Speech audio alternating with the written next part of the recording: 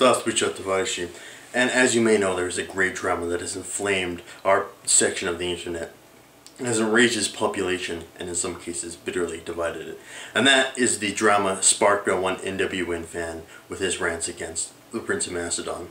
And while watching these rants, I noticed there was just something off about this guy. And as you may know, I am actually a psychology major, so I went to the local library and did some research and checked out the DSM-4, which in case you don't know is the Diagnostic and Statistical Manual of Mental Disorders, which is what most counselors and psychologists use to diagnose any mental disorder they might come across. So I checked out this book and began reading through it and noticed some staggering parallels to the behavior exhibited in one Nwn fan's rant, and those parallel symptoms in some mental disorders. So I called him up and said, "Hey look, I'm a psychologist, you need some help, I can help you." And fortunately he agreed to an interview, and this is this interview that me and him engaged in, and hopefully it will be a revealing exercise for all involved.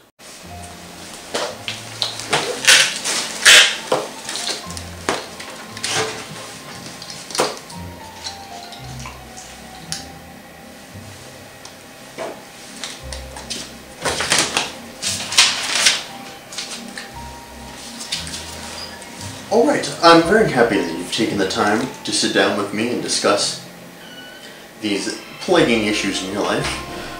So, why don't we get started here? Why don't you tell me about your father? Why don't you tell me about your family life? He's a nigger, he's a nigger, he's a nigger, he's a nigger, he's a nigger.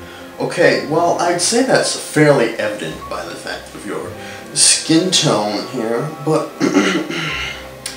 I was trying to really figure out what your father does. What's his profession? He's selling drugs. Okay, so how exactly does that make you feel? How does it make you feel that he's a drug dealer? I'm gonna tell you right now. He's a nigger, he's a nigger, he's a nigger, he's a nigger, he's a nigger. Well, you did just state that just a second ago. So that's not really what I was trying to figure out. I was trying to figure out how you feel about the fact that he's a drug dealer, how you feel about that fact, not that he's a nigger per se, but how you feel about his day-to-day failures in supporting your family. I'm gonna tell you right now, I couldn't satisfy my girlfriend one night. Okay.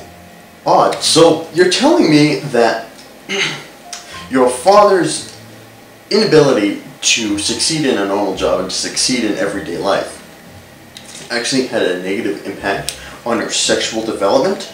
All it needs is a guy who's 18, a camera, and a clockwise jack hammer position. Well, that sounds eccentric to say the least, but I believe I have enough understanding. I believe that I can quite adamantly figure out that you had a poor relationship with your father and that it has impacted your sexual development in later stages of life.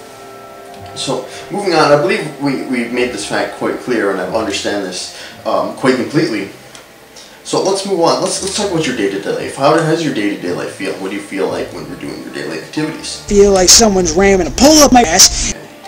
Well, we're here to fix that. So, alright, let's talk about your friends. How does your peer group treat you? What's your peer group like? They want to all fuck each other in the ass.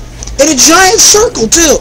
Alright, so you're saying that your friends are predominantly homosexual? Seriously, if you're even a friend of mine, if you are a close friend that I've known for 3 years, all my friends know that they want to all fuck each other in the ass.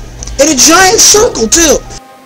Okay, so you're verifying my hypotheses is what you're doing, essentially. They want to meet their wives. Okay, so from what it sounds like to me, is that your friends are having trouble releasing these homosexual urges, that they want to project it onto, say, their loved ones. And this is how I feel that you were treating the Prince of Macedon. You're projecting this negative sort of energy onto him in a very hostile and a very unhealthy sort of way.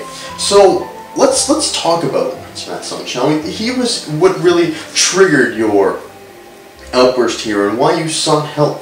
So why don't you tell me how exactly you feel about the Prince of Macedon? He's a nigger, he's a nigger, he's a nigger, he's a nigger, he's a nigger.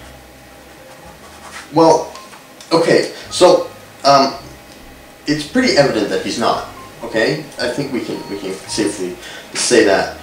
So I think if we're really going to make healthy steps in this session here, we're gonna have to ban that word. You're no longer allowed to say that word. Okay? He's a nigger. Okay, listen, it's banned, alright? It's done, okay? He's a nigger. Alright, now listen. I'm sorry for that. I'm sorry for that outburst. But you're safe here. Listen, if you want help, if you want to progress forward as a healthy human being, you're gonna have to tell me deep down inside how you feel about him. You're gonna have to let me know. But don't worry, you're safe here. Your secret will not be revealed. I want to follow him stalker style and see what he does every day of the week. Well, alright. That's exactly what I thought. That's exactly what I thought was going on here. So, I believe I understand entirely what's wrong here. We're going to need some work. You're going to need to do some work on this. But from what I can tell is that right now what's going on is that your impulses, your sexual aggressions from your id are about to overwhelm your ego and your superego. And to counteract this anxiety, to defend against this anxiety that, you know, these sexual urges are about to break through to your conscious, your ego and your superego have developed a series of defenses, predominantly of which would be your sort of dissociative identity personality, your multiple identities, as well as your projection and your reaction formation. What we need to do is find safer outlets for this aggression and for this energy, and hopefully give you more insight into what exactly is the causation in your childhood background of such energies. But for now, let's focus on making you and helping you become a functional human being. Calm the fuck down. Oh, okay, listen, I am calm. There's no reason at all why we can't be civil here. Go truck and rot in a hole in the ground and die like the rest of them. Okay, listen, friend. These are not healthy steps towards recovery. I'm lazy.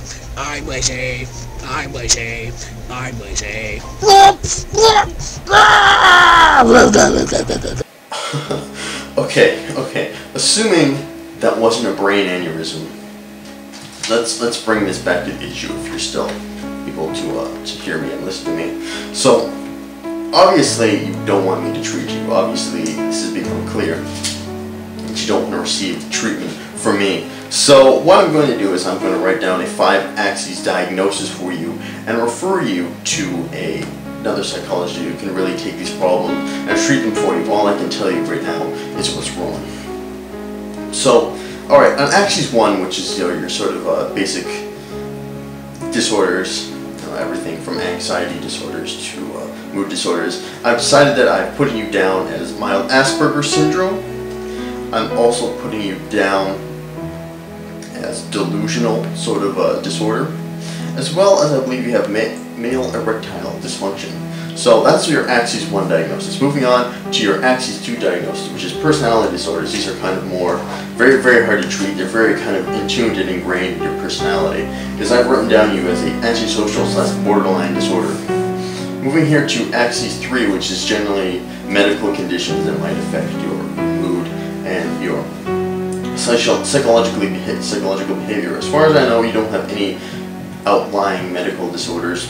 I don't know if you have diabetes or a heart condition or something like that. So as far as I know, I need to speak with your doctor on this one, but I don't know of any medical disorders that I can really help you with. So moving on to axis 4, which is sort of environmental and psychosocial causes that might be affecting your mood and personality.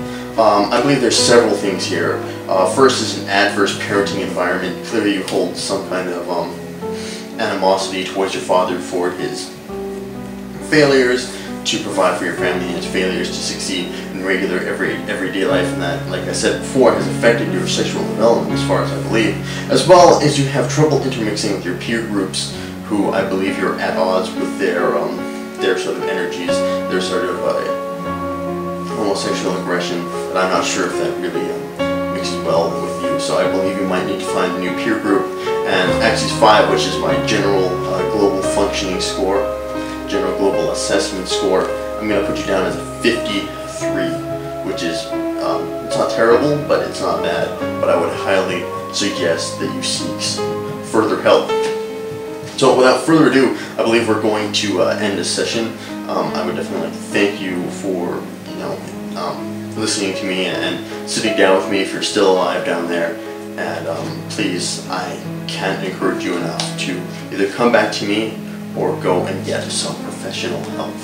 So thank you and have a good day, sir.